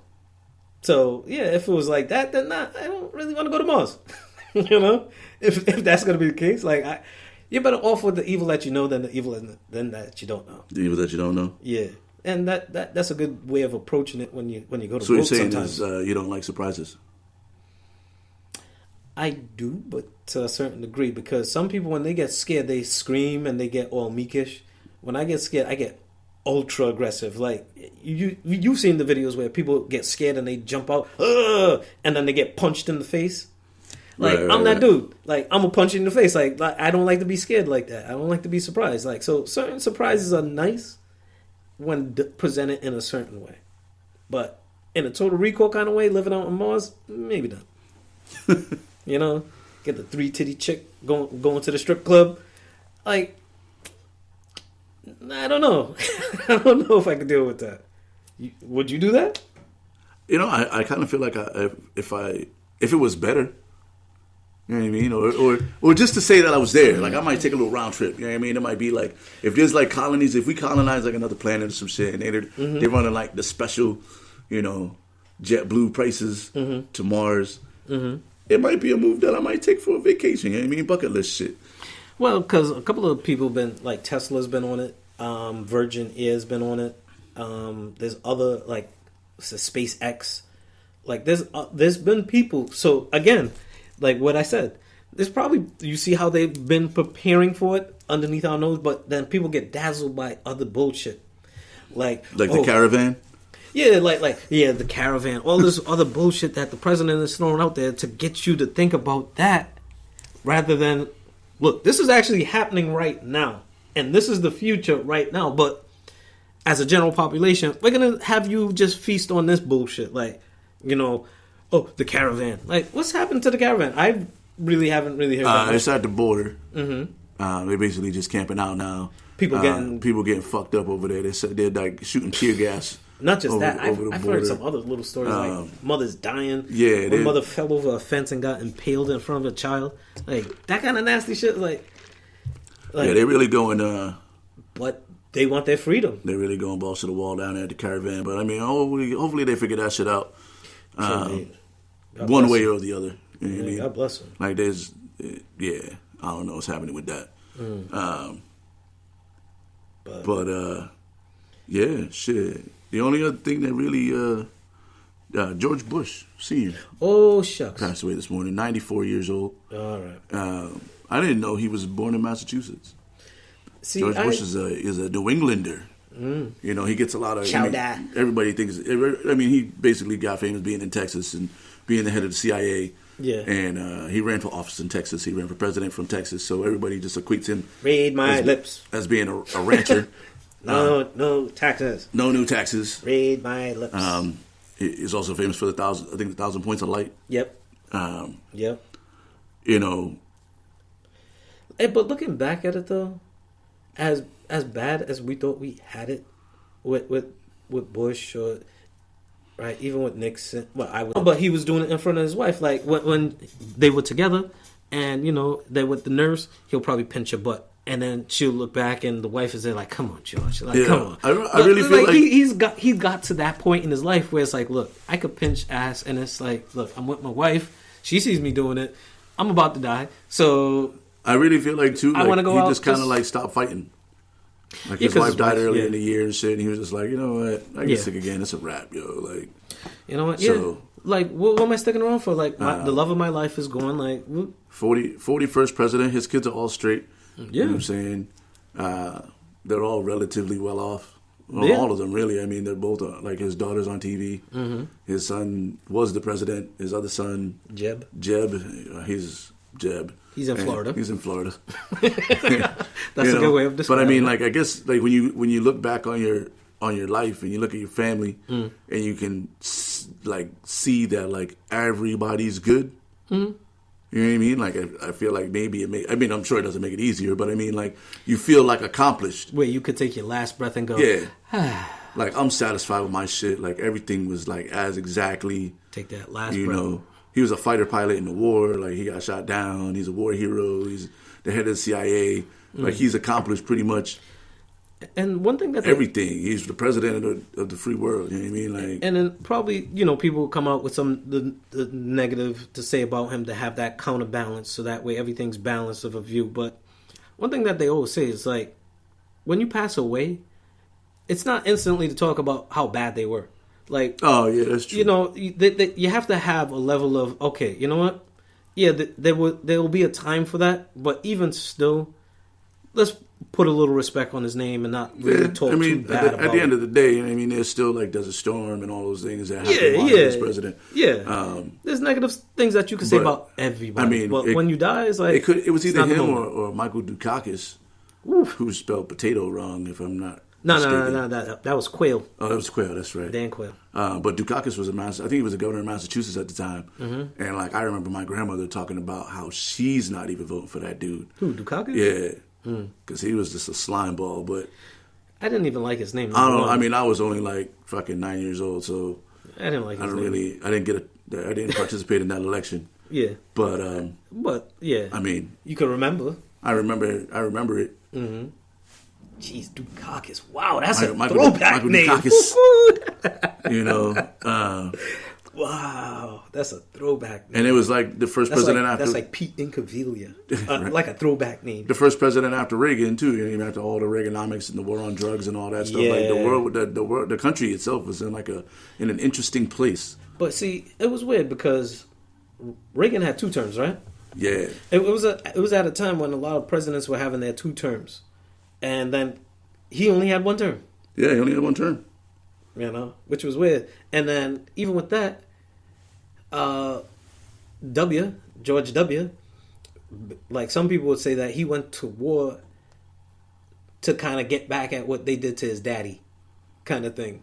That was one of those quiet sentiments during that time when, you know. Oh yeah, like I'm gonna get some redemption for my daddy. Weapons of mass destruction and shit. Yeah, but I mean, I'm gonna get some redemption for my daddy. He handled Desert Storm, you know what I mean, and all of that, but I don't know. It is what it is with it. But yeah, man. Like, 1989 to 1993 was when he was in office. Dan Quayle. Yep. There he is. And then he lost to Bill Clinton. So, I mean, nobody was beating Bill Clinton at that time. No, but Ross Perot was there to be a spoiler, too. True. So Ross Perot was a spoiler in that whole situation because Ross Perot stole a lot of votes kind of from Bush in that election. It's one of the things that me, even still being young at that time, like that was my recollection without getting in depth with it. On the surface, that's what it. Oh, he's from Milton. He was born in Milton. Milton, Mass? Yeah, right up the highway here. Oh, shucks. Look at that. November 3rd. Oh, damn, he died on his birthday? Oh, shit, for real? Or the day after. Oh. His birthday was, oh, no, that's when he died. Whoops, my bad. He was born in June. Oh, come on, man. My bad. Come on. My bad. My bad. Yeah, man, he was, he moved up the chain, man. He worked for the ambassador's office. He was the chairman of the Republican Committee. All right. Then he was the director of the CIA. So, I mean, he been a boogeyman for a while. Yeah. He's been cooking. But at the end of the day, you know what I mean? He's resting easy. Yeah. As a full accomplished life. So, shout out to the president. Yep. I wonder, though, like, here's the thing, right? Republican president. There was a lot of negative shit happening at the time when he was the president, but then a lot of good shit for the economy as well at that time. Like, it was like that early 90s upswing was starting to happen. And then pre-internet, yeah. Yeah, pre-internet, all that, and then, but he had a lot of enemies too. And like right now, everybody's like being like, yeah, okay, 41, R.I.P., peace and love. I don't think our current president is going to get that kind of love. Well, no, because Donald Trump is old, man. Donald Trump's like 70-something years old. He's very polarizing. Like, it's yes or no with him. Like, me personally, as an independent, I try to play the middle, but it's just way too much. Way too much, like, smoke and mirrors, and this is what irks me the most when they say a New York City shyster. He is the definition of a New York City shyster. But that is the bad image of New York that I don't like, and that being from there, it's like, real recognize real. We see your shit. We can see all through your whole Jedi mind tricks, and like, well, I had the deal there, and if I didn't get elected, I was going to take part of the deal. But I didn't. I never dealt with them. Like, how you never dealt with them, but you had a deal in place? Like, what kind of bullshit you really selling me? Like, he's selling you that good New York bullshit. I'm not buying it. He actually hasn't been to New York since he got elected, I heard. Yeah, he hasn't done anything there as far as I can remember seeing. Because people know his bullshit. But, like people know his bullshit. And on that note, we've spoken enough about politics. Yeah. We are not a political show. Nope. Rest in peace, Bush. And that's enough politics for the day. Yep. I've reached my I've reached my level of political. Shout out to Maxine Waters. Just very random, Just do the Iverson crossover. Kamala Harris crossover. Shit, what you got for the week? Got anything popping for the week? No, just chilling. It's the first of the month. Wake up. Matt, that always has to follow. Either way. You going grocery shopping? Not today, hell no. No, but probably gonna work on this Christmas podcast. With some Christmas music, some Christmas skits. Keep it light for the holidays, so that way you have something bumping in your radio, taking a bus, wherever you're doing, just living life. But the bus, yeah, hell yeah, public transportation. No doubt. Shout out to public transportation. That's me and my Captain Planet, Go Planet moment. That's me, feeling like I got myself a chauffeur type, like, got to hold on to the dreams. Either way, not just working on some small little projects like that. Just keeping it regular, preparing for some things offline that I don't really talk about, and I don't want to talk about it yet. But once it happens, and I'll spring it out, because people really don't want to hear how the sausage is made. They just want to see the result. So you making holiday sausage? Possibly so. I got one of those. I got the KitchenAid up there, and I got the meat grinder. I have the sausage maker thing. It's just if that's what I want to do. But I know what you was getting at. You see how I played along with it, huh? You how really about went in depth as Wait, aren't you running? Aren't you running another 4K? So tomorrow, 5K. Actually, I got to go pick up my number and everything. Today, we're running the final 5K, the downtown 5K jingle bell something. Label out. Someone be out there running. It's supposed to like thunderstorm though. Oh shit! Tomorrow. And well, not thunderstorm, but rain hard. Like 2 inches of rain or 3 inches of rain. So we'll see if I actually. You're gonna get moist out there. Huh? I'm gonna get a little wet. A little wet.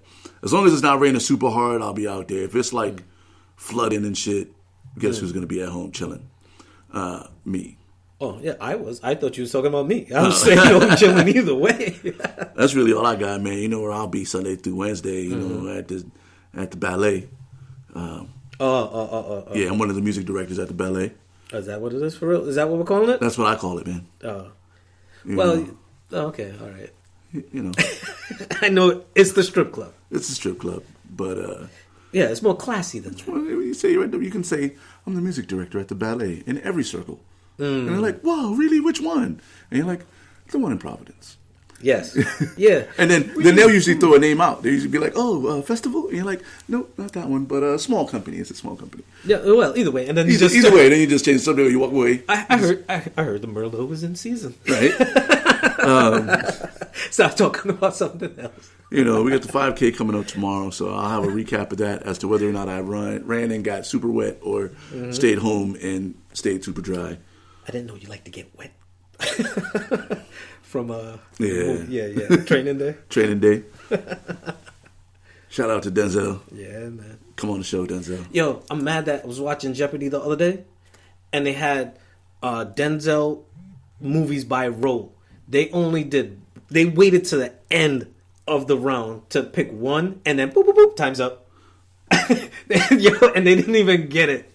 Damn. It was Remember the Titans was the thing. All right, and you're like, oh, that's my category. I'm getting all of those. And then you're waiting for them to call it. They only got to one question. You're like one of the few opportunities we can sound real smart watching some Jeopardy and shit. Yo, for real. Actually, that test has got to be coming up soon. I missed it again this year, but I usually take the Jeopardy test like every year. And I humble myself. You actually be studying that shit for real? I take it. I've taken it. No. Like actually, like be reading about that. Yeah. No, not reading about the test, but actually like trying to read things on like Nehru and the Coliseum and shit like that. I think that was one of the answers for one of the episodes I try to know stuff, man. You know what I mean? Like I sit and watch Jeopardy. Well, I used to sit and watch Jeopardy all the time. Russian ballet. You know, and I know, right? You know, and I feel like I'm pretty good on TV, so I started taking the test. I've taken the test about 5 times. I'm still not on the show. Have you passed? Wait, do they give you a They pass don't even tell you if you passed. Oh. You just take the test, and then if you do good on the test, then they bring you in for the next level. The only other way to get on the show is to go to like a contestant search, where they just do mock games, but there's never a contestant search around here. So true. I haven't been able to just show up and be like, I'm smart, choose me, you know what I mean? Yeah. But so far, not on Jeopardy. But easily, like if you feel like you're smart, take the Jeopardy test and humble yourself to come down and just realize that you really, like the people that make it on the show are the smartest people on the planet. Outside of like the college tournament, which is easy as fuck, and the kids. The little kid shit, like the real like genius level Jeopardy, like Tournament of Champions, staying at home with a like with a little toilet roll, and it's not even like and trying to work on their clicker skills. And I'll change my statement. It's not even that those people are like so much smarter than everybody else.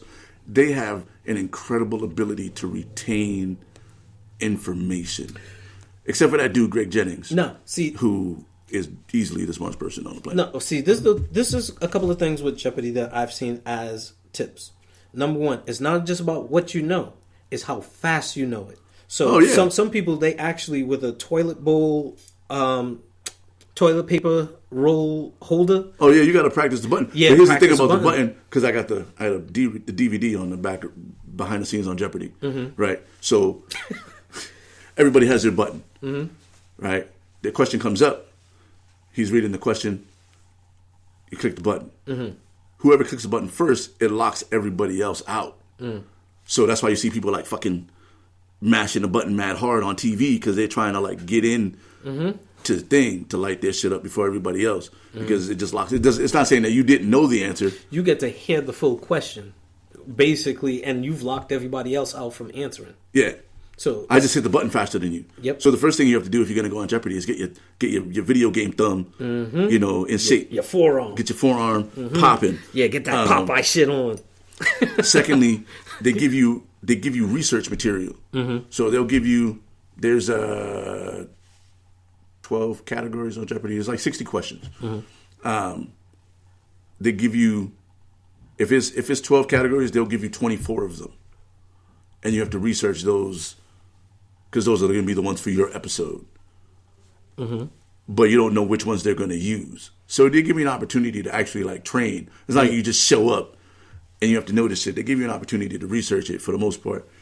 And then, when you get on the show, you get the lights and all that. And then you just have to try to figure out and be smarter and not, be caught up in the moment behind Jeopardy. But that's why you see some people that just don't win any money. Yeah, but you see, this is the thing too, is when you click, it's reading the question, like catching keywords. You might not know, but the answer is that they give you enough hints in the answer. Oh, yeah. For you to come up with the question, because that's basically how Jeopardy is. You got to come up with the question, right? The answer. Oh yeah, no, they make it. I mean, if you pay attention, they make it easy. Oh yeah, but you gotta. That's why like a dude like Greg Jennings, who won for like a year and a half, he won like 60 episodes or something ridiculous like that. Like nobody could beat this guy. And yeah, I you know what? Though? We just have to have a wide range of information, like and that new technique that people been doing, and Alex himself that he don't like it, how they jump from one place to the next and how they're going from 200 in that category, 600 in the other category, 800 in the other category, 400, like the way that's strategy. It is, but he doesn't like that. That's what kind of turned me off to it because I'm like, I don't like this. That's strategy because it's about it's about who has the most money at the end, right? So yeah, why not knock out the low level categories and then maybe like. No. It's just jumping from because you have your categories that you're gonna be like, I'm gonna ace this shit, right? So you choose sports arenas for 200. No, but wait, I get the answer right.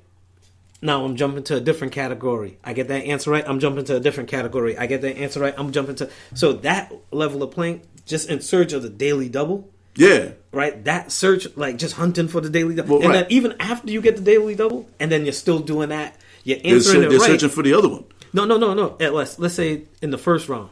Right? Oh, yeah. And then you get that, right? Now you're still doing that tactic where you're going ABC for 200. All right, I got that answer right.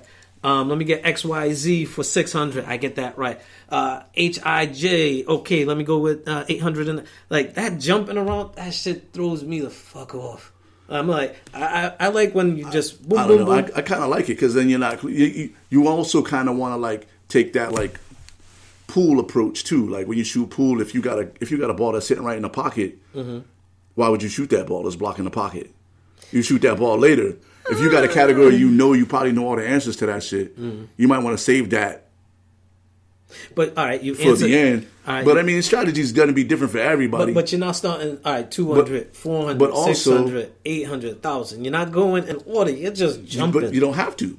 I know, but it's also like about too, depending on like what part of the game. It's now situational for everything, right? Yeah. Like if I say I miss one and you get it, but now you're up, but now I want to be up. You know. It's like different strategies now. I kind of like that. It's not just like, let me run down this whole category. Let me run down this whole category. Let me run down this whole. Like it was too linear before. Yeah. Now it's all over the place. Yeah, and I guess that's in a sense, to simplify it in a sense for me, it's digital versus analog. Yeah. You know? Hey, we just talked for 10 minutes about Jeopardy, by the way. Damn. And we were supposed to wrap up after Damn. But anyway, next week on the show, yep. We got the homie Vinny and let me find the other girl's name here. Haley. Vinny and Haley. Together they are Juno. Smooth little rock group going to come through and wrap it up with us next week on the show. So check them out. I'm going to post their stuff up on the Facebook page and share it so you can get the Saturday morning conversation on Facebook. Get the Saturday morning conversation on Facebook. Check them out. Label out. And they'll be on the show next week to come talk to us for a few minutes and shit. So you have some different voices in the studio. You won't just have to listen to the smooth, silky sounds of DJ Caveman and DJ Iron Monkey voices. Yeah. Yeah, I don't know why I did that stupid voice. What the? Yeah, the Roscoe P. Coltrane type. I don't know. From the Dukes of Hazzard. No, I don't take compliments too well. That's why I gotta do that stupid shit. The silky smooth voice. I take them. Well, so if anybody wants to send me compliments, that's the yin and the yang. Don't even send them to me. Send them to my lady so she could clear them. And then she can. Nah, you can compliment me, man. I'm a sucker for compliments. You know what I'm saying? You're making me blush when you give me a compliment. I don't even blush. I just go. I know. Yeah, I blush. I know how silky smooth my shit is. Yeah. You don't have to tell me. Yeah. You know, I know these 360s is spinning. Yeah, you're not gonna hear me say your voice is silky smooth. You're my boy. Like, I mean, you were not having that moist conversation. Hey, man, you don't got to say it. Well, yeah, that's true. But once you start kicking that voice over, I'm like, yo, my boy got a silky smooth voice, right? I mean, but yeah, it's another Saturday morning conversation, man. We took our time today. Yep. You know, as always, enjoy that shit. Share it with your friends. Yes, check us out on the Spreaker app, on the Facebook page, on the personal pages. Yes, sir. We're gonna be on Spotify, YouTube. Yeah, Twitterverse. we're X-Men. We're looking at X-Men for the new year. SoundCloud, all of those. Episode 10, we're looking to get bigger from here. Episode 10, it's our episode 10 anniversary situation right now. Yeah, buddy. We don't got no celebratory cake or nothing, but you know, we celebrate in a different way. Nah, man. I'm about to go pick up this number. Yeah, you already know what that is. Light us up. Saturday morning conversation, man. Label out. Label out.